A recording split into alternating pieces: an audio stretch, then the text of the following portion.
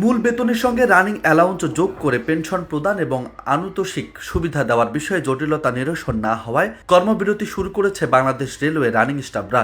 এতে সারা দেশের সঙ্গে রেল যোগাযোগ বন্ধ হয়ে গেছে। কর্মবিরতি অংশ হিসেবে সোমবার দিনগত রাত 12টার পর শিডিউলে থাকা ট্রেনগুলোতে ওঠেননি রানিং স্টাফরা। ফলে প্রারম্ভিক স্টেশন থেকে কোনো ট্রেন ছেড়ে যায়নি। রানিং স্টাফদের মধ্যে আছেন ট্রেন চালক, গার্ড ও টিকিট চেকার পথধারীরা। এর আগে রেলওয়ে রানিং স্টাফ ও শ্রমিক কর্মচারী ইউনিয়নের সাধারণ সম্পাদক মোহাম্মদ মুজিবুর রহমানের সই করা এক বিজ্ঞপ্তিতে বলা হয়, নিয়োগপত্রের শর্ত সংশোধন করে রানিং স্টাফরা রেলওয়ে এস্টাবলিশমেন্ট কোড ভলিউম অনুযায়ী রানিং অ্যালাউন্স প্রাপ্য হবেন বলা হলেও আবার বলা হয়েছে মাসিক রানিং অ্যালাউন্সের পরিমাণ প্রাপ্য মূল্য বেতনের বেশি হবে না।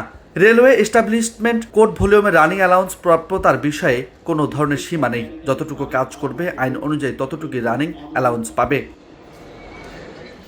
বাংলাদেশ রেলওয়েতে মন গড়া শর্ত আরোপের সুযোগ নেই দাবি করে বিজ্ঞপ্তিতে আরও বলা হয়েছে, অর্থ মন্ত্রণালয়, রেলপথ মন্ত্রণালয়, বাংলাদেশ রেলওয়ে সবই বাংলাদেশে আইন দ্বারা নিয়ন্ত্রিত।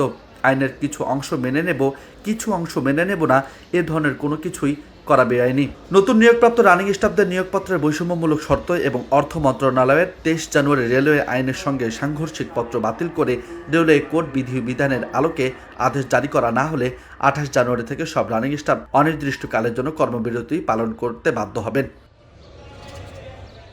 এদিকে রানিং স্টাফদের আন্দোলনের মুখে ট্রেন চলাচল বন্ধ হওয়ার 10 ঘন্টা পর যাত্রীদের মুখোমুখি হয়েছেন রেলপথ মন্ত্রণালয়ের উপদেষ্টা মোহাম্মদ ফাউজুল কবির খান।